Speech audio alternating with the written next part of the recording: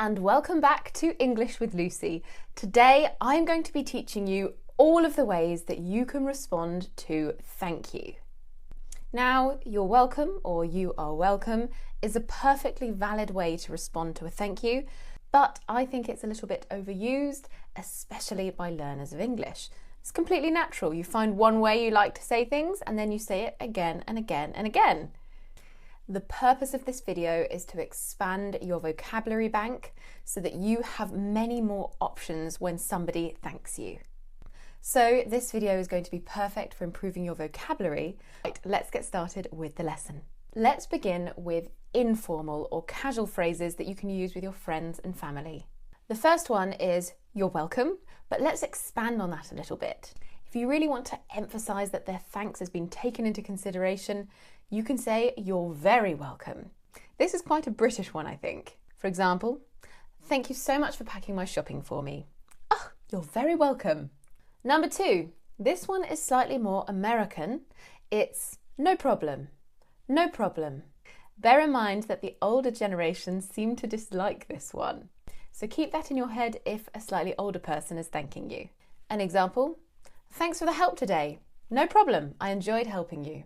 Number 3, the third way to respond to thank you is "thank you." But this one is all about the emphasis. If somebody thanks you, but you think that they should be thanked, you can say "no, thank you," or just "thank you." For example, "Thanks for accepting the invitation." "Thank you." I'm emphasizing that really I should be thanking them because they invited me somewhere. Number 4. This one is much more formal. If we say it in its entire form, it's "the pleasure is mine." The pleasure is mine. You can also shorten it to make it less formal by saying "my pleasure" or simply "pleasure." That's very casual.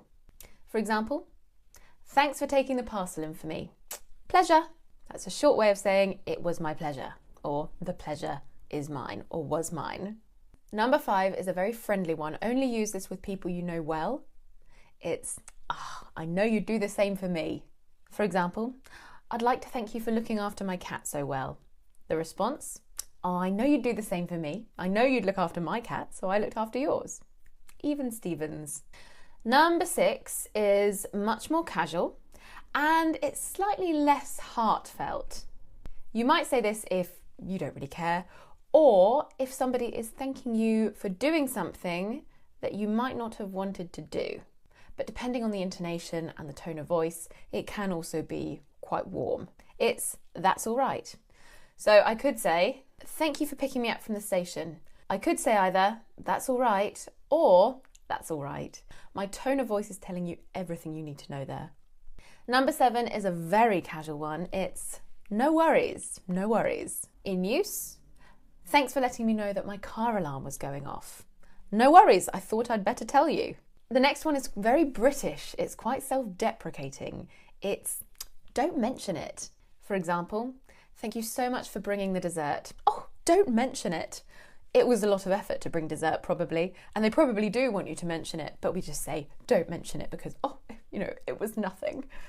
Number 9 is very heartfelt. It is "it was the least I could do." For example, "Thank you for visiting me in hospital." "Oh, it was the least I could do." Again, very British, very self-deprecating.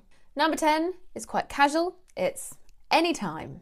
"Thank you for stopping by." "Oh, anytime." It's quite a generous response. I like this one. Number 11 is a really American one. I hardly ever hear it used in the UK, but I thought I should teach it to you because British English is not the only English. It's good to know about all of the different slang phrases. And yes, this is a very casual one. It is "sure." A one-word answer to say "you're welcome." "Thank you for thinking of me." "Sure." It often goes hand in hand with "no problem." "Sure, no problem." Number 12 is "it was nothing." Again, another self-deprecating one. It's a way of saying that what they are thanking you for was no extra effort. "Thank you for picking my kids up from school." "Oh, it was nothing. My kids already needed picking up." No extra effort here. Now I want to talk to you about 4 more formal ways of responding to thank you, and these are more likely to be used in business situations, or maybe in a shop or restaurant. Number 1 is very British. It's quite old-fashioned and it is much obliged. The full formal way of saying it is, I'm very much obliged to you. For example, thank you so much, doctor. I'm very much obliged to you. I actually experienced this one in use the other day at a shoe shop. I said, thank you so much after paying, and he said, much obliged. And I thought, oh, I haven't heard that phrase in a while. I'm going to put it in a video. The guy had an amazing Cockney accent as well. He was really nice and really helpful. Great shoes. They had a gel bottom. Number 2 is a more formal way of saying you're welcome. It is you're most welcome.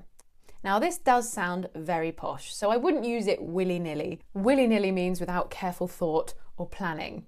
I wouldn't use it willy-nilly. But if you're in a formal situation, for example, I thanked my solicitor on the phone the other day for sending me some forms, and she replied with, you're most welcome, because she's quite a formal person, and it was a formal, legal situation. Number 3 is we appreciate your business, or we appreciate your custom. Custom if you're talking to a customer, and business if you're talking to a business client. For example, thank you for sending the samples so promptly. We appreciate your business. And the last one, definitely a business one, it's I'm happy to help. For example, thank you for helping me carry the coffees to the office. I'm happy to help. Right, that's it for today's lesson. I hope you enjoyed it and I hope you learnt something.